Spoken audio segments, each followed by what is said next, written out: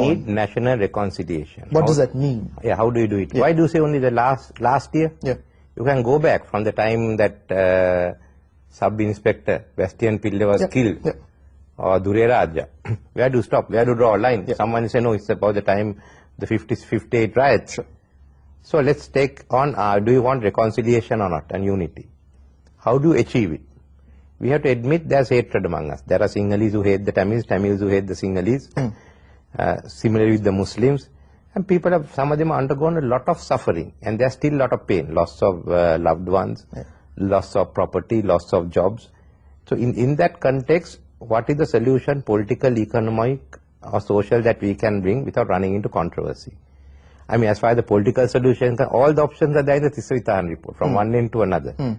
So let's look at what exactly is national reconciliation that you asked me. Okay, as Mandela did, he reached out to the whites and he told the whites, let's get together.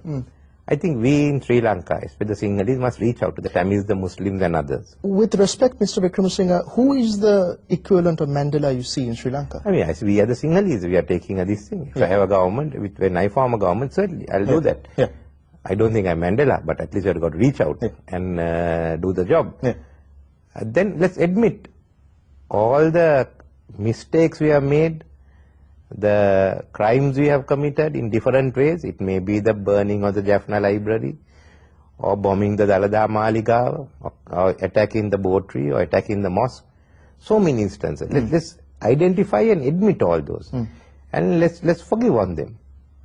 Then from there onwards, you can build up. So you're essentially talking about a process of truth-seeking larger than just the final stages of... Yes, I won't say it's a truth commission like in South Africa, but it's a reconciliation process where you admit what's happened, but forgiveness is built into it.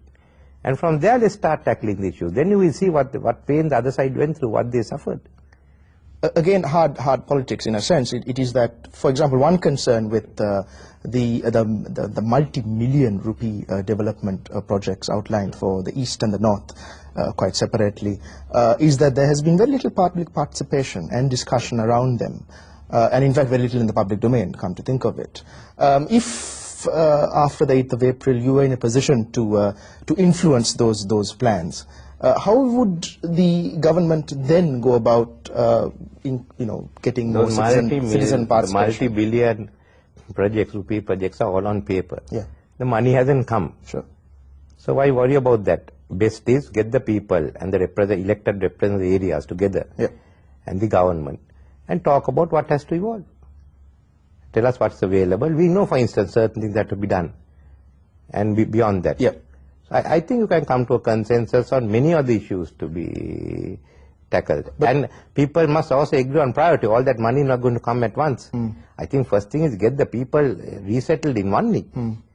That's basically a food basket of Sri Lanka. It will immediately help to bring food supply up and bring cost of living down to everyone. You have to resettle, you have to talk with the security forces and have some plans where they identify the areas where the people can be resettled in these high security zones and gradually work this out. So that there are many areas that we can identify, the development of hospitals, the schools, the villages. It's not that difficult. Would it be more participatory, you think? Certainly there will be. We get everyone involved. In your speech in Jaffna, you started off the campaign with, I believe, you said actually two things that I want to pick up on, as was reported on our website. You said that all military camps in Jaffna would be scrapped. I said that we will relocate the military camps in discussion with the security forces. That's what I have said. But it can be done. I mean, we sat down during the presidential elections. You've got to talk to them. There are open areas where, for instance, you could move them on. Even the citizens of Jaffna are giving idea. Now, one of them told me the other day in Jaffna. So why can't the military, fair number of them, go into where the old Jaffna fort is? We are not objecting to the military being here. It's how we do our day-to-day business and how we work this out. Even in Palari, they are saying do this gradually. And as time goes on, you may have less military camps in the next 10 years. So you have to decide how we are going to do it, where are you going to locate your permanent camps. But they talk to the military and the citizens. Most of them accept the fact that there has to be camps. It's a question of location and not having inconvenience the public. And the second point is that you talked about a commission of inquiry to look into disappearances during... I said we should give compensation, and it's necessary to have some commission to determine who are the people and what's the compensation to be paid. Otherwise you'll have never-ending cases. Yeah. It will go on and on and on. No, but do you feel that these are two messages that resonated with, say, the south of the country? South has no problem about paying compensation to the people. I mean, that was in the manifesto. And relocating some of the military camps in discussion with the military is also not a problem in the south. They will be very worried if it's done without consulting the needs. But even in Jaffna, they say, look, we don't want to have a controversy on this. Even in these, we work out, we will show you and we will discuss and then tell us what your problems are, what you think. But don't go on the basis that we are all going to be supporting a separate state. That they say is unfair. I agree with that. In terms and some areas like Palle, for instance, which was basically a battleground on both sides. I mean, we are looking at creating a new city there. And these are, I mean, the raison d'etre, these ideas, I would imagine are based on your consultations with the army. I mean, they're open to these ideas. They're open to that. They're open to change. Because you have to have infrastructure, modern infrastructure in Jaffna. It won't happen overnight. Get 1 or 2 new cities where you develop. In terms of foreign policy, I recently spoke to a fellow UNP parliamentarian, Ravi Karunanak, and asked him the same question because he's the chair of the Foreign Policy Committee, in the sense of, again, I mean, not pegging it really to the parliamentary elections, but moving beyond war in 2010 and the years after. His submission was that we have little coherence in our foreign policy.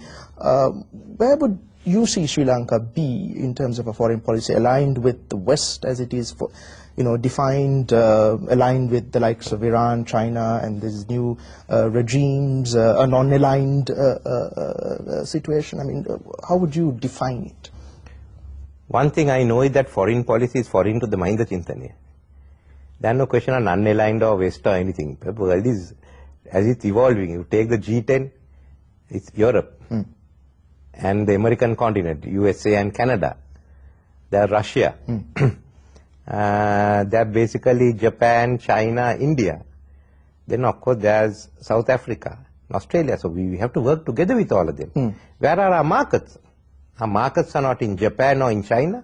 Our markets are in Europe. And to a certain extent in America. Whatever we say, the Japanese market can't be penetrated that fast. It's difficult. Sure. The Chinese have to open out, but when the Chinese open out, there will be so many other countries that are better positioned to get into that market than us. So our nearest market is India. There we can get in very, very quickly, South India. So these are our markets. We've got to work with them. And they are the people who have been helping us. At the end of the day, as I mentioned, we built 10 reservoirs. 4 of them were with our own money, the smaller ones, the others is foreign money. We opened up 200,000 acres of land. We put up free trade zones because we got markets abroad. What is it that we haven't got? Can anyone match that? No other country. China has been generous in giving, but those are all commercial. Again, the loans have to be repaid. So that's also useful. But we have to work with everyone. There's no other way out.